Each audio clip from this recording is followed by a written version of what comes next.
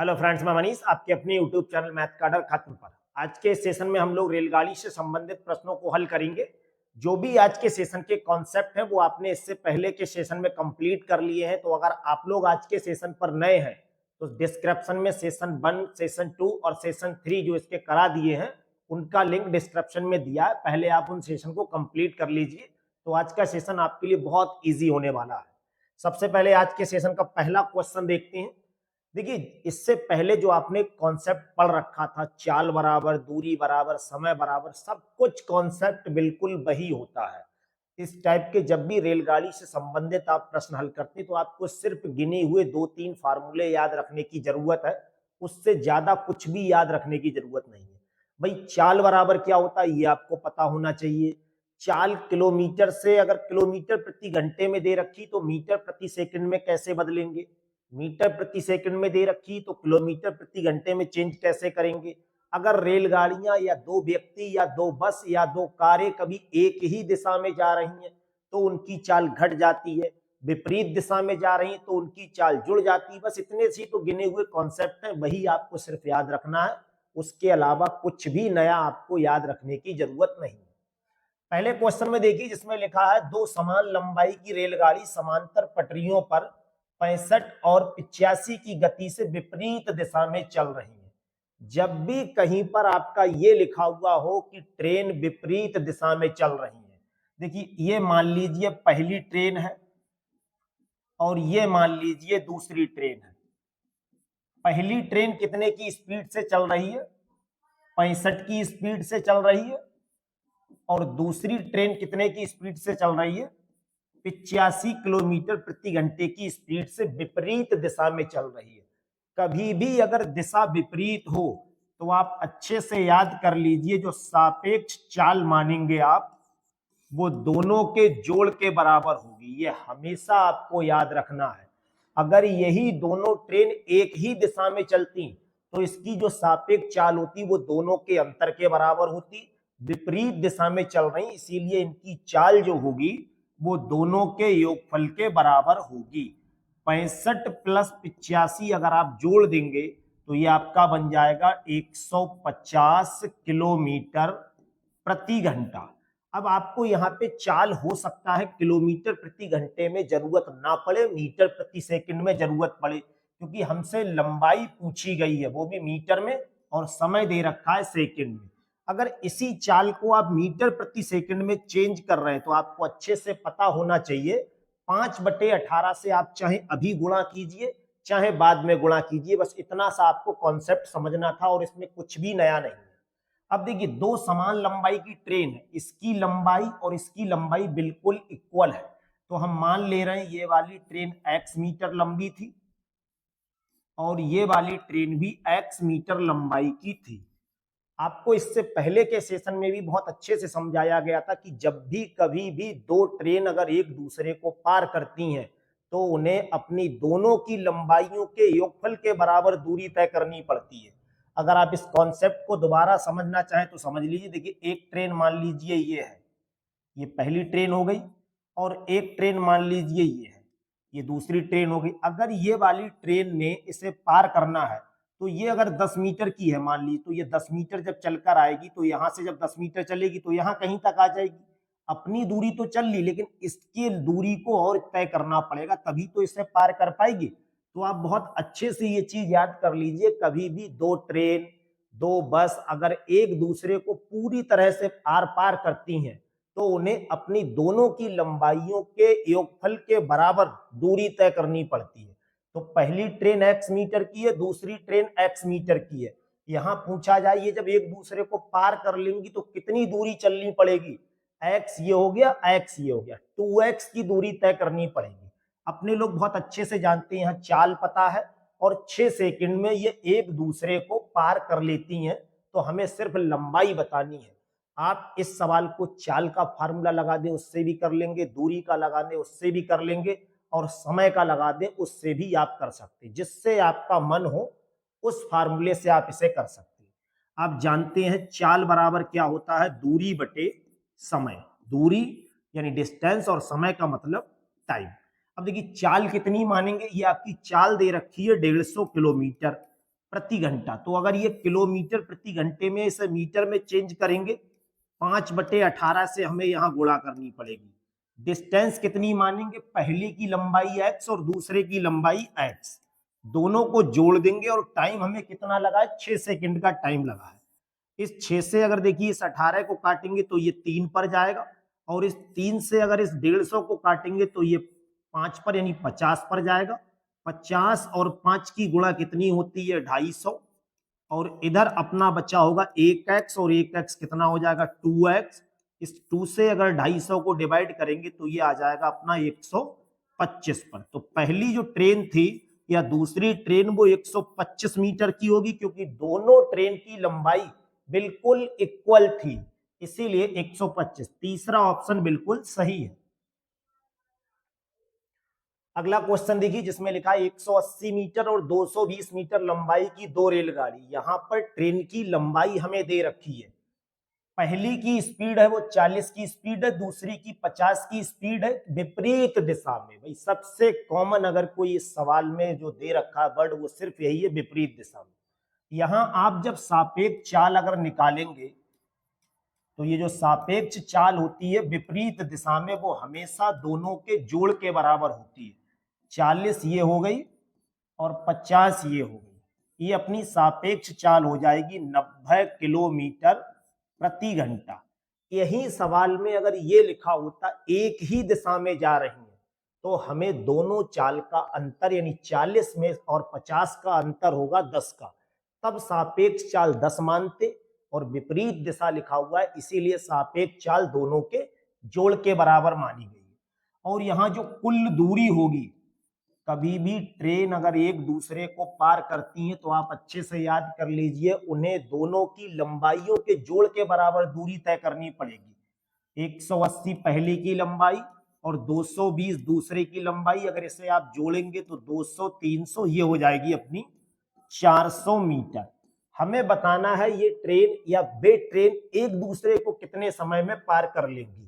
ये प्रश्न कुछ इस टाइप से भी आ सकता था कि पहली ट्रेन दूसरी ट्रेन को कितने समय में पार करेगी, या इस टाइप से भी कह सकता है कि दूसरी ट्रेन पहली को कितनी समय में पार करेगी, या इसे ऐसे भी बोला जा सकता है कि दोनों ट्रेन एक दूसरे को कितने समय में पार करेंगी। तो क्वेश्चन बिल्कुल सेम है एक ही तीनों लैंग्वेज में, लेकिन वो लैंग्वेज बदल बदल के आपसे ऐसा क्वेश्चन पुटअप कर सकता है। समय पूछा है, आपको मालूम है समय बराबर आपका फार्मूला होता है दूरी बटे चाल, यानी डिस्टेंस अपॉन स्पीड। तो टोटल जो डिस्टेंस है वो कितनी होगी, 400 मीटर, और यहाँ स्पीड कितनी मानेंगे, 900 किलोमीटर। तो ये 900 किलोमीटर में 900 नहीं 90 है, ये 90 किलोमीटर मानेंगे, क्योंकि यहाँ 90 किलोमीटर है, बाई मिस्टेक 900 लिख दिया था। जब 90 किलोमीटर के लिए आप मीटर प्रति सेकंड में अगर चेंज करेंगे तो आपको 5/18 से गुणा करनी होगी। अब ये आपका मीटर में है, और ये वाली जो चाल आपने बना ली वो मीटर प्रति सेकंड में बना ली। इस 18 से अगर इस 90 को काटेंगे तो ये 5 पर जाएगा। इस 5 से अगर देखिए इस 400 को काटेंगे तो 5 अट्ठे 40, ये 0 हो जाएगा। इस वाले 5 से जब इस 80 को काटेंगे तो ये 16, अपना आंसर आ जाएगा 16 सेकंड। 16 सेकंड दूसरा विकल्प बिल्कुल सही है। इसका अगला क्वेश्चन देखिए जिसमें लिखा है 100 मीटर लंबी एक रेलगाड़ी 50 की स्पीड से विपरीत दिशा में। बस शब्दों का आप अगर खेल सही से समझ ले रहे हैं तो क्वेश्चन ज्यादा टफ होने वाले नहीं है। भाई विपरीत का मतलब है दोनों की चाल जुड़ जाएगी। 120 विपरीत दिशा में आ रही 120 मीटर लंबी गाड़ी को 6 सेकंड में पार कर लेती। समय आपको यहाँ पे दे रखा है, क्योंकि एक ट्रेन तो आपकी ये हो गई, दूसरी ट्रेन इधर हो गई। ये है पहली ट्रेन, ये है दूसरी ट्रेन।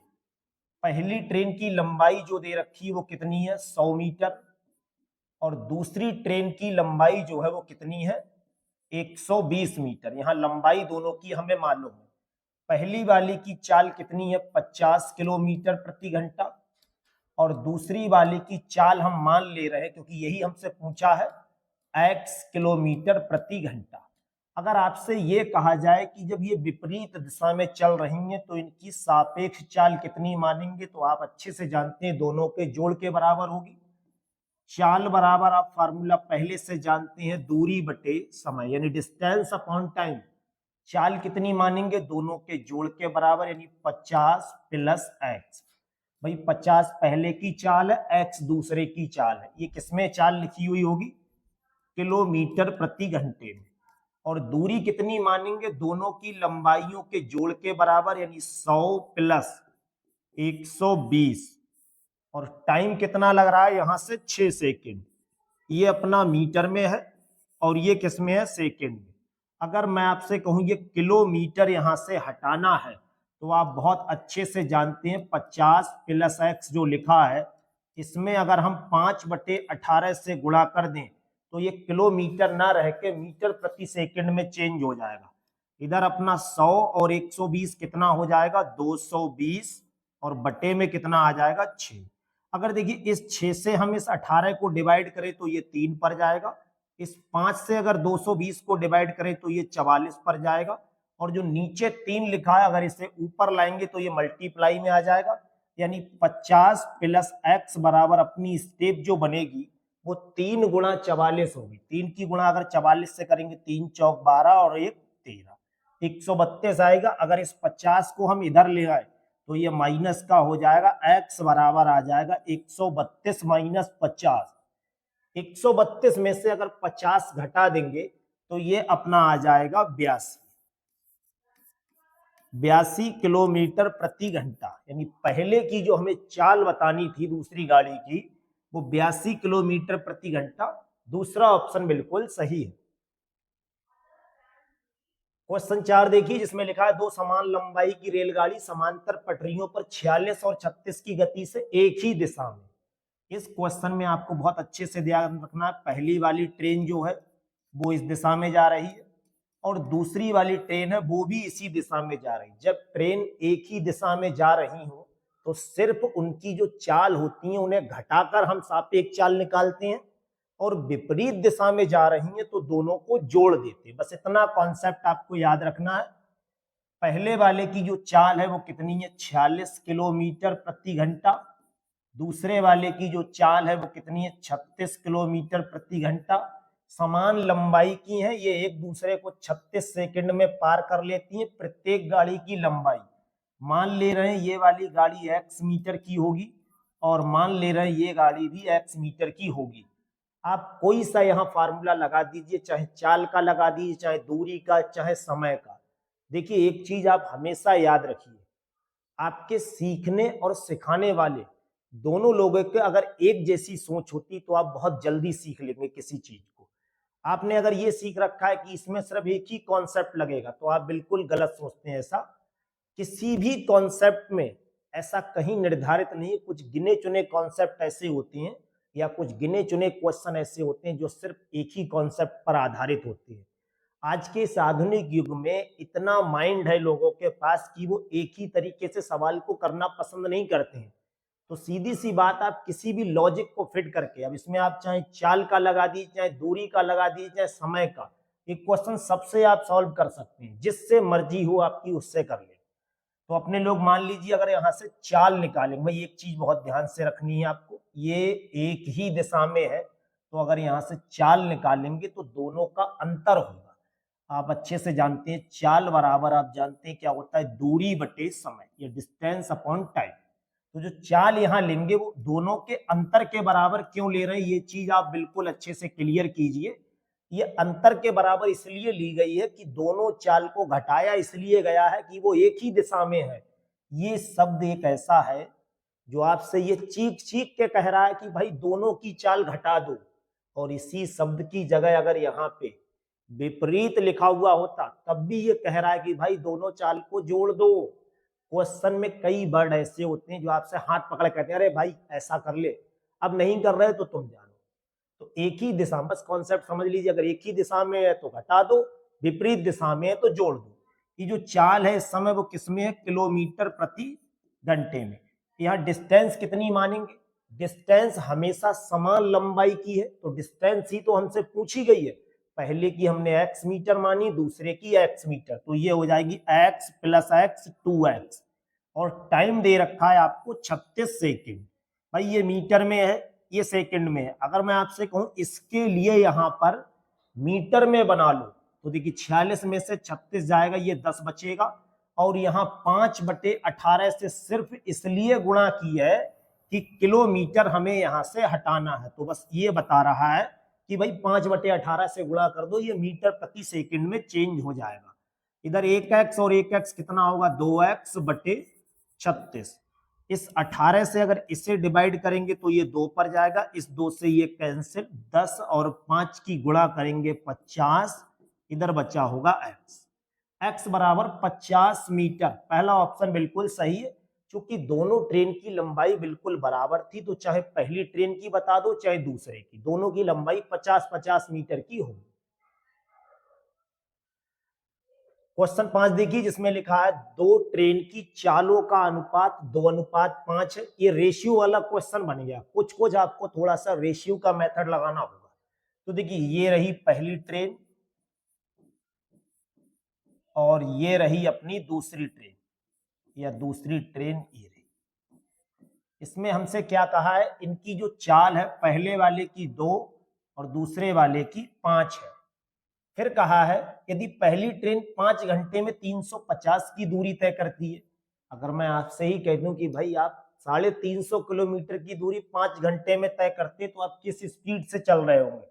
तो यहां से अगर चाल हम लोग निकालें, पहली ट्रेन की चाल, तो वो कितनी निकलेगी, चाल बराबर दूरी बटे समय। दूरी कितनी है 350 और समय कितना लग रहा है 5 घंटे। इस 5 से अगर 350 को काटेंगे तो ये 70 पर जाएगा, यानी पहली ट्रेन की चाल कितनी आ जाएगी 70।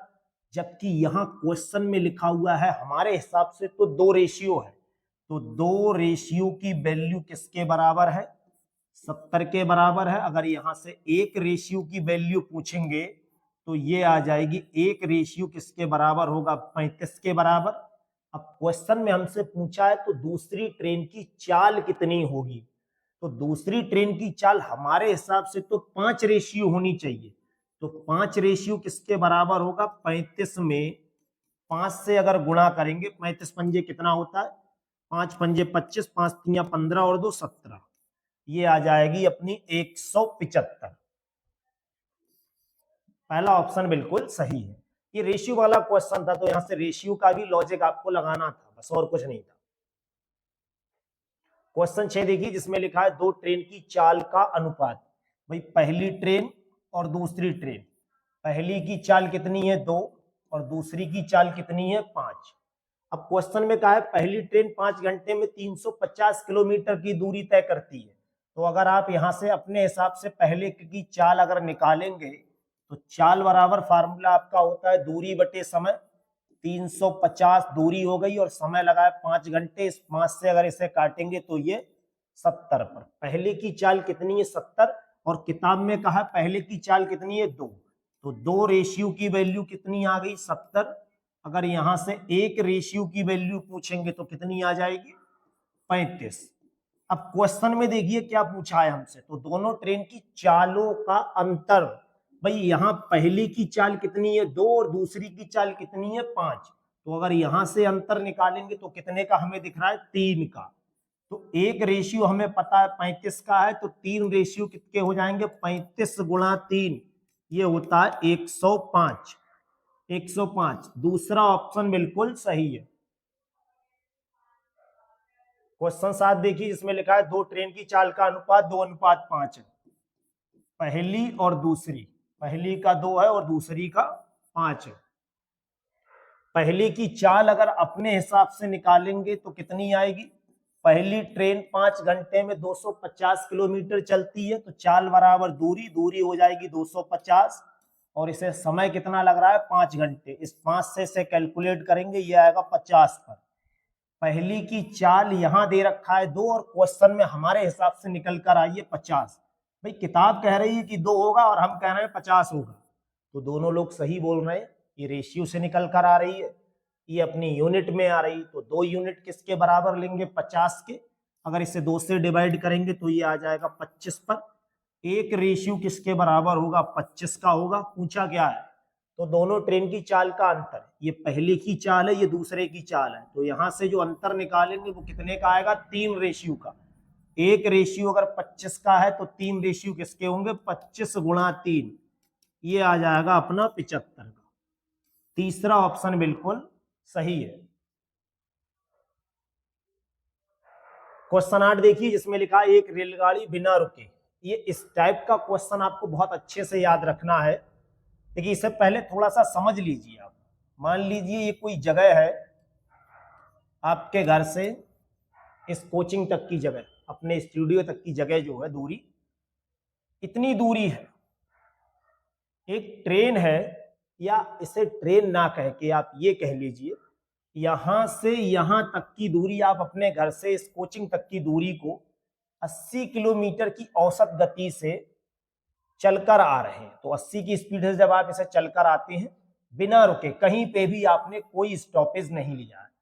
लेकिन अगर आप 72 की स्पीड से आ रहे हैं तो आप यहाँ पे 2-4 जगह रुके होंगे, जैसे यहाँ इस तरह से कितनी भी जगह आप रुके होंगे।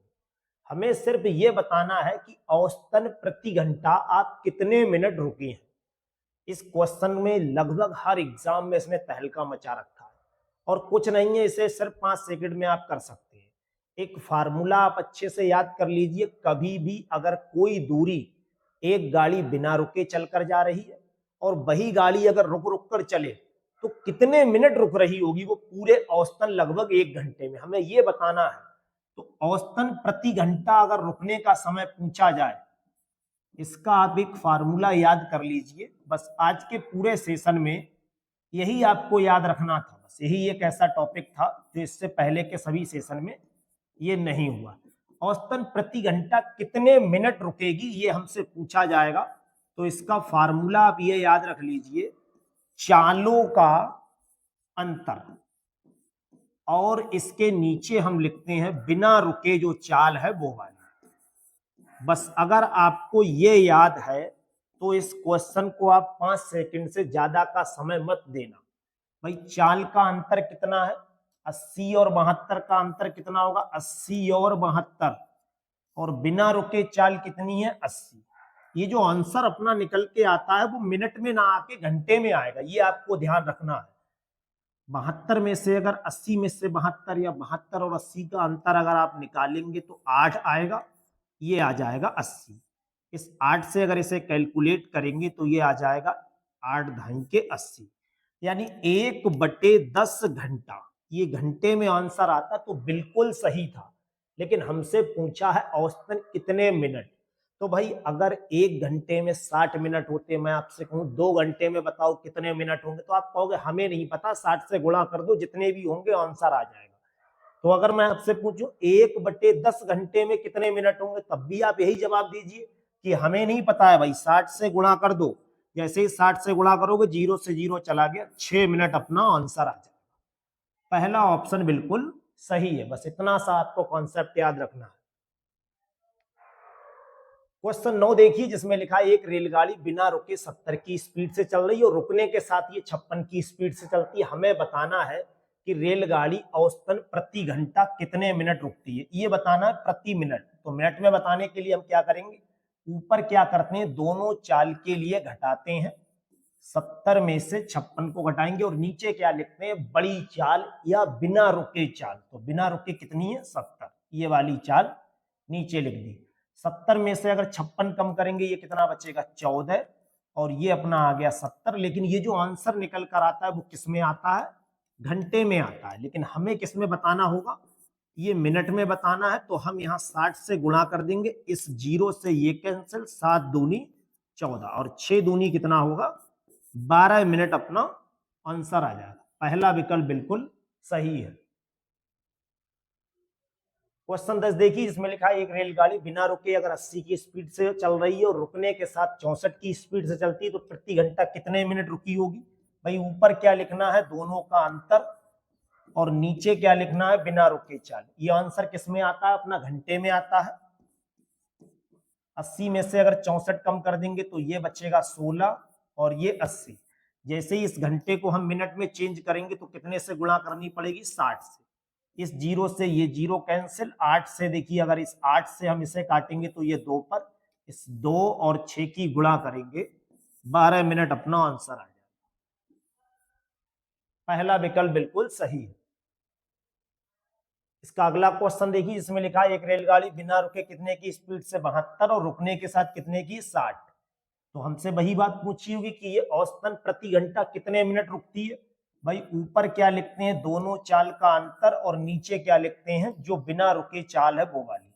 ये आंसर किस में आता है, घंटे में आता है। इतने घंटे रुक रही होगी, 72 में से 60 कम करेंगे ये 12, नीचे लिखा होगा 72, और घंटे को अगर मिनट में चेंज करना है, क्योंकि हमसे तो आंसर मिनट में पूछा है, तो 60 से हमें क्या करनी पड़ेगी, गुणा। क्योंकि 12 से इसे काटेंगे 6 पर, और 6 से इसे काटेंगे ये 10 पर। 10 मिनट अपना आंसर। दूसरा विकल्प बिल्कुल सही है। क्वेश्चन 12 देखिए, जिसमें लिखा है एक रेलगाड़ी बिना रुके 50 की स्पीड से चलती है, और अगर वो रुक कर चले तो फिर वो 40 की स्पीड से चलती है। इसका मतलब ये हुआ, जैसे कोई स्टेशन पे आप देखते हैं यहाँ से दिल्ली तक की गाड़ी जा रही है, एक्सप्रेस जो रुकती रही है, तो उसकी स्पीड 50 काउंट की जाती है। अब मान लो बीच में वो एक आध हाल्ट या स्टेशन या किसी इमरजेंसी की वजह से अगर रुकी है, तो उसकी स्पीड जो औसतन थी वो 40 मानी। तो हमें ये बताना है उस 1 घंटे के समय में वो कितने मिनट तक रुकी होगी। तो ऊपर क्या लेते हैं, दोनों की चाल का अंतर, और नीचे बिना रुके की चाल। ये आंसर किस में आता है हमारा, घंटे में। और इसे अगर मिनट में चेंज करेंगे तो 60 से गुणा करेंगे, 50 में से 40 कम करेंगे 10, ये बचेगा 50। और इस घंटे की जगह अगर मिनट लिखना है तो कितने से गुणा करेंगे, 60 से। इस जीरो से ये जीरो कैंसिल, 5 से ये काटेंगे 12, 12 एकम 12। 12 मिनट अपना आंसर। पहला विकल्प बिल्कुल सही है। तो रेलगाड़ी के इस सेशन में आप लोगों को आज ऐसे क्वेश्चन ज्यादा कराए गए थे जहां पर यह लिखा हुआ था कि एक रेलगाड़ी अगर रुककर चल रही है तो उसकी चाल ये है, और बिना रुककर चल रही तो चाल ये है। तो हमें यह बताना था कि औसतन वो प्रति घंटा कितने मिनट रुक रही थी। इस पूरे सेशन को आप अच्छे से तैयार कर लीजिए, आने वाले एग्जामों में ऐसे क्वेश्चन खूब तहलका मचा रहे हैं। तो आपको सीधी सी बात है, ऐसे 1-2 क्वेश्चन जरूर मिलेंगे इस सेशन से। तो इस पूरे सेशन को आप बेहतरीन तरीके से तैयार कर लीजिए। बाकी इस पूरी पीडीएफ के लिए आप हमारे टेलीग्राम चैनल मैथ का डर खत्म से जुड़ जाएं। वहां पर ये पूरी पीडीएफ आपको सॉल्यूशन सहित मिल जाती है। Thank you.